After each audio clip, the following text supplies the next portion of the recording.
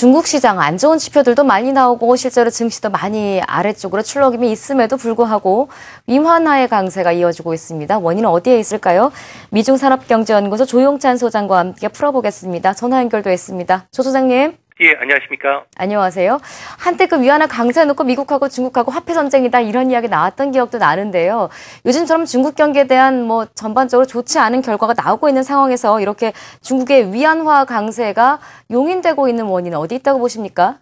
네, 아무래도 중국은 엄격한 자본 규제를 하고 있지만 해외 한머니들이 중국 쪽으로 속속 유입이 되고 있기 때문에 그런데요.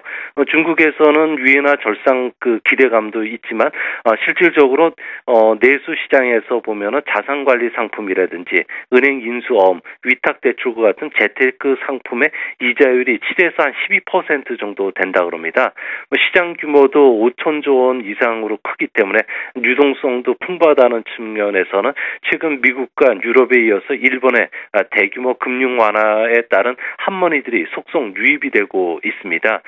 둘째는 중국의 위안화 절상에 대한 기대로 인해서 수출입 송장을 좀 위조한다든지 화교들이 친지들에게 송금하는 형식 그리고 지하 금융 시장을 통한 환치기와 같은 다양한 수법을 통해서 한머니들이 유입되고 있고요.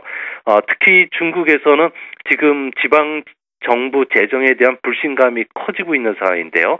위안화를 절상시키지 않으면 중국 내 한머니들이 해외로 유출이 될 수가 있습니다. 이렇게 되면 내수 경기가 더 악화될 가능성이 있기 때문에 중국 정부는 위안화의 기준치를 매일같이 최대값으로 설정하면서 사실상 조금씩 위안화를 절상시키는 방향으로 지금 들어가 있는 그런 모습입니다. 그렇군요. 또 그런 내면이 있었군요. 중국 정부가 위안화의 강세를 용인하고 있는 원인을 좀 다각도로 살펴봤습니다. 그렇다면 이런 환율 변동폭이 조금 확대된다면 우리나라와 이제 또 중국과의 무역 관계가 있지 않습니까? 수출 기업들과 중국 진출에 있는 금융기관들의 영향은 어느 정도일지 궁금해지네요. 네, 1분기에만 한 800억 달러 이상의 한머니들이 중국으로 유입됐는데요. 이 자금들이 고스란히 물가 불안을 야기시키고 있기 때문에 중국 정부는 8주 연속 공개 시장을 통해서 한 200조 원을 회수를 했습니다. 이제 문제는 이런 통화 환수는 일회성 정책에 불과하기 때문에 아무래도 위안화 변동폭을 확대시켜 줄 것으로 보여지는데요. 아마 시점은 미중 고위급 전략 대화가 예정된 7월달 전후로 보여집니다. 하루 환율 변동 폭은 현재 달러에 대해서는 상하 1%인데요. 앞으로는 2.5%까지 확대시켜 줄 것으로 보여집니다. 이렇게 환율 변동폭이 확대되면 위안화 가격이 더 큰 폭으로 움직이기 때문에 지금처럼 우리나라 금융기관들이 홍콩 시장에서 NDF를 활용한 환해지는 이제는 어렵게 됩니다.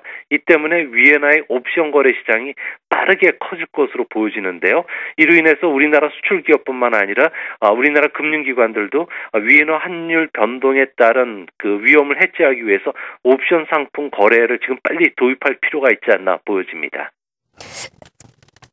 네, 위안화 강세와 관련된 여러 가지 이슈 살펴봤고 여기서 마무리하겠습니다. 미중산업경제연구소 조용찬 소장 수고해 주셨습니다. 고맙습니다. 예, 감사합니다.